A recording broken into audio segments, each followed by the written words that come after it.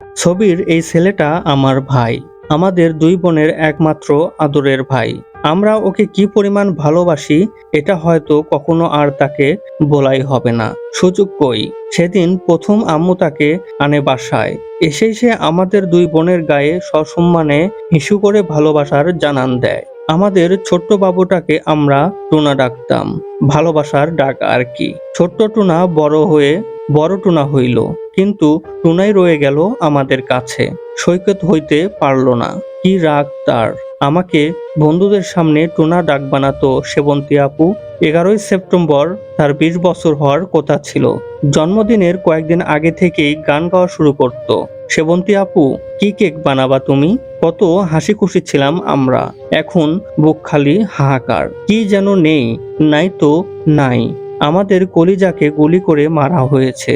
আমার ফুলের মতো ভাইটাকে ঠান্ডা মাথায় টার্গেট করে মাথায় গুলি করা হয়েছে। বাবার কাঁধে ছেলের লাশের চেয়ে ভারী এই পৃথিবীতে কি আছে আর? বিচার কাকে দেব? আল্লাহর কাছে দিলাম। আমার আল্লাহ কখনো কারো সাথে অবিচার করতে পারে না। হাসরের ময়দানে বিচার করবে আমার আল্লাহ। আমি জানি না আমরা আর কখনো মন খুলে হাসতে পারবো কিনা, ওর পছন্দের কিছু খাইতে পারবো কিনা, কখনো সত্যিকারের ভালো থাকতে পারবো কিনা। কিছু জানি না, শুধু জানি আমার ছোট্ট ভাইটা নির্দোষ। সে ছোট্ট একটা বাচ্চা ছেলে। সে বীরের মতো বন্ধুকে বাঁচাতে গিয়েছিল, কারণ এটাই তার পারিবারিক শিক্ষা। যে কাউকে বিপদে দেখে সাহায্য করতে হয়, কখনো আর ভাইকে দেখতে পারবো না, জড়িয়ে ধরতে পারবো না, গালে কপালে জোর করে চুমু দিতে পারবো না, আর কখনো বলতে পারবো না টুনা কয়েল ধরে দে, টুনা পানি দে। আমার ভাই শহীদ। শুক্রবার দিন দুপুর 3:37-এ আমার ভাইয়ের মাথায় গুলি করা হয়েছে। মুসলমানদের জন্য শুক্রবারে মৃত্যু হচ্ছে স্বপ্ন, আর তার উপর মহরম মাস। জান্নাতে সবুজ পাখি হয়ে ঘুরে বেড়াচ্ছে আমার ছোট্ট বাচ্চাটা।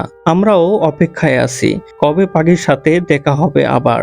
বিশেষ দ্রষ্টব্য, সবাইকে জানাতে চাই আমার ভাই শহীদ ও নিষ্পাপ। সবাইকে জানাতে চাই সে কখনো কারো ক্ষতি করেনি। পোস্টটি নেওয়া হয়েছে কোটা আন্দোলনের শহীদ সৈকতের বড় বোনের ফেসবুক পোস্ট থেকে।